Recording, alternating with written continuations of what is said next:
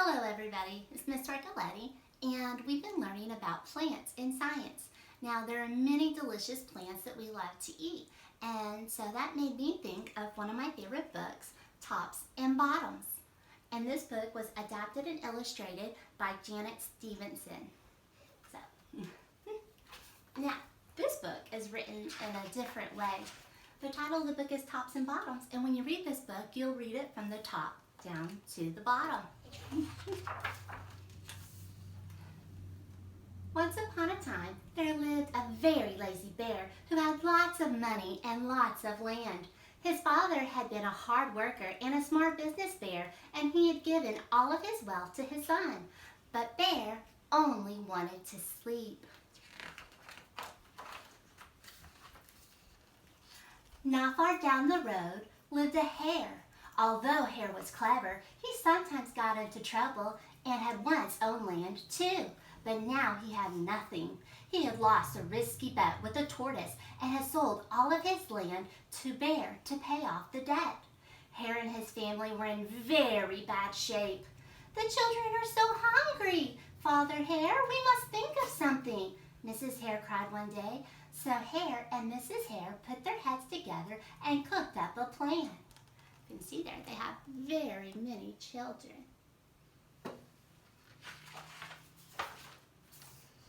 The next day, Hare hopped down the road to Bear's house. Bear, of course, was asleep. "Hello, Bear. Wake up. It's your neighbor Hare. I have a great idea." Bear opened one eye and grunted. Bear, "We can be business partners," Hare said. "All we need is this field right here in front of your house. I'll do the hard work of planting and harvesting, and we can split the profit right down the middle." "Yes, sir. Bear, we're in this together. I'll work and you sleep." "Huh?" said Bear. "So, what'll it be, Bear?" asked Hare. "The top half or the bottom half? It's up to you. Tops or bottoms?" Let's see," Bear said with a yawn. "I'll take the top half, Hare." "Right, tops." Hare smiled. "It's a done deal, Bear."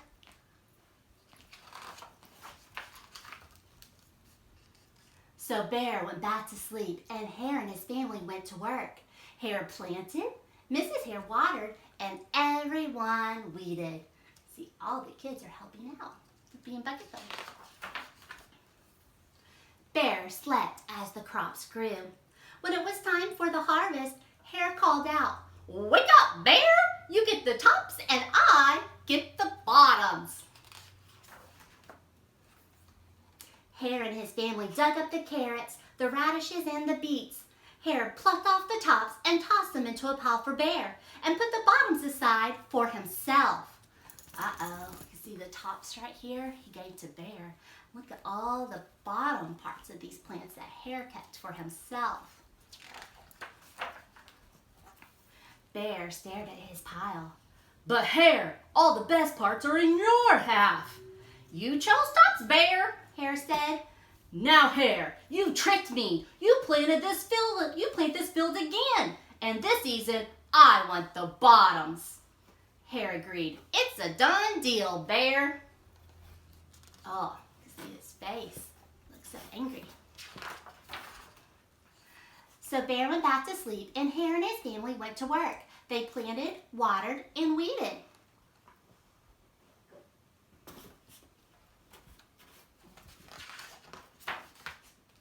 Bear slept as the crops grew. When it was time for the harvest, Hare called out, "Wake up, Bear! You get the bottoms and I get the tops." Hare and his family gathered up the lettuce, the broccoli, and the celery. Hare pulled off the bottoms for Bear and put the tops in his own pile. Oh, look at this pile he made for Bear. Oh, and look at the tops that he's keeping for himself. Oh. Bear looked at his pile and scowled. "Hare, you cheated me again." "But Bear, you said you wanted the bottoms this time." Bear growled. "You plant this field again, Hare. You've tricked me twice, and you owe me one season of both tops and bottoms." You're right, poor old bear, sighed Hare. It's only fair that you get your tops and the bottoms this time. It's a done deal, Bear. So Bear went back to sleep, and Hare and his family went to work. They planted, watered, and weeded some more. Bear slept as the crops grew. When it was time for harvest, Hare called out, "Wake up, Bear! This time you get the tops and the bottoms." You think Bear's going to be happy? Here in front of Bear's house lay a high field of corn. Hare and his family yanked up every corn stalk. They tugged off the roots at the bottom and the tassels at the top and put them in a pile for Bear. Then he carefully collected the ears of corn in the middle and placed them in his own pile. Bear rubbed his eyes and watched. "See, Bear, you get the tops and the bottoms. I get the middles. Yes, sir, Bear. It's a done deal."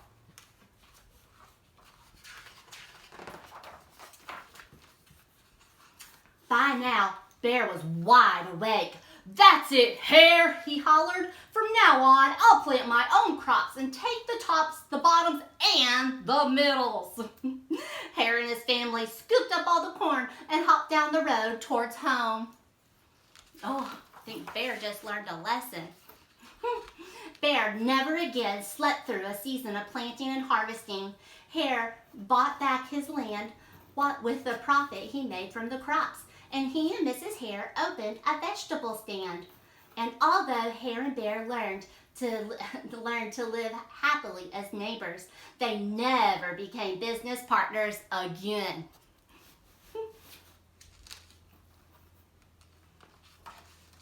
And that's the end. So, boys and girls, you can see that Hare tricked Bear several times in this book, and Bear got really upset about it. And Hare was being really clever, and he decided to plant his crops based on what part of the plant he was going to get to keep. Right here, I have a selection of different plants that we eat. And so we're going to look at some of these things and think about whether it's the top part or the bottom part of the plant. So one of the first things we're going to start with right here is a potato. Now we have baked potatoes, mashed potatoes, things like French fries. And this part of the plant is the root part of the plant, and it grows below the ground. Now this also is part of a plant that grows below the ground, sweet potato. And this is the root part. And that's part of the plant that we eat. We don't eat the top part that grows above the ground with the stem and the leaves. Another thing that grows below the ground that we eat are radishes. We can see right here, this is a root, and it grows a long skinny part off of it. And then this part, the stems and the leaves, would grow above the ground. And we don't eat that part of the plant, we eat the root. The other item that we have here that has the part that we eat growing below the ground are carrots. This is a long root of the carrot, and this is the part of the carrot that we eat. We don't eat the top part that grows above the ground. However, rabbits absolutely love that part of the carrot.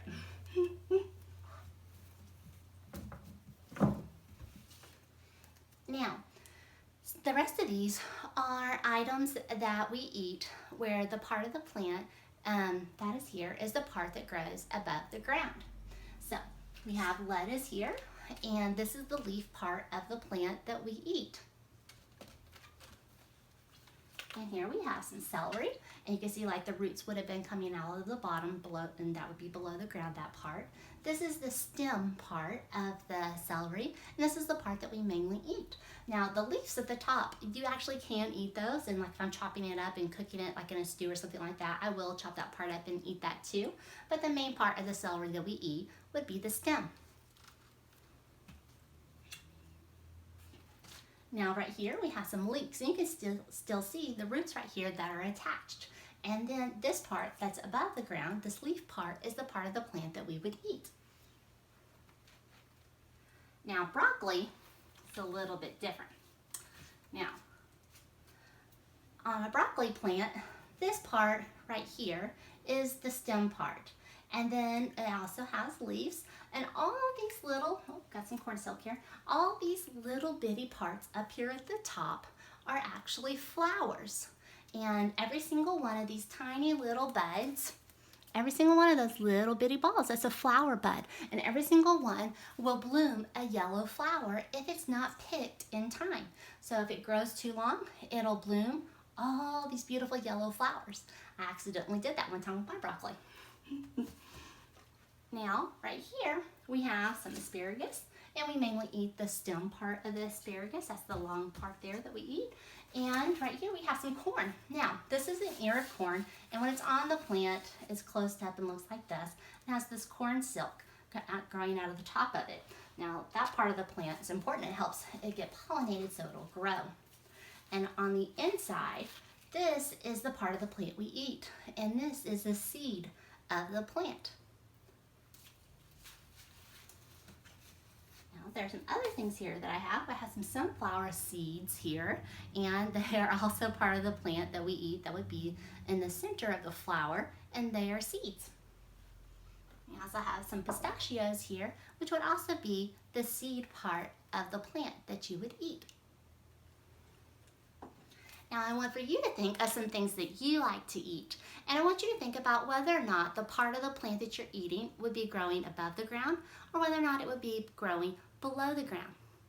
And then grab a sheet of paper, some markers, crayons, pencils, or something like that, and just draw a quick little scene. And right here we have our ground, and then we have, like you can see, this grass is growing above the ground. And I want you to think about the things that you like to eat, and I want you to draw them. Now, if you're eating something that's growing below the ground, make sure you also include that down here at the bottom. And then if it's something, part of the plant that grows above the ground, all right, draw what that would look like here. I hope you enjoyed the book Tops and Bottoms today. And the next time you're eating, I want for you to think about what part of the plant that you're eating. Today we learned about the various different types of plants and the parts that we eat, like the roots, the stems, the leaves, and even the flower parts of plants. And I want for you to take a picture of your drawing that you did and post it on Seesaw so we can see some of the things that you like to eat. And maybe you could try something new this week and do that for your picture. I can't wait to see what you do. Until next time, have an awesome day, guys.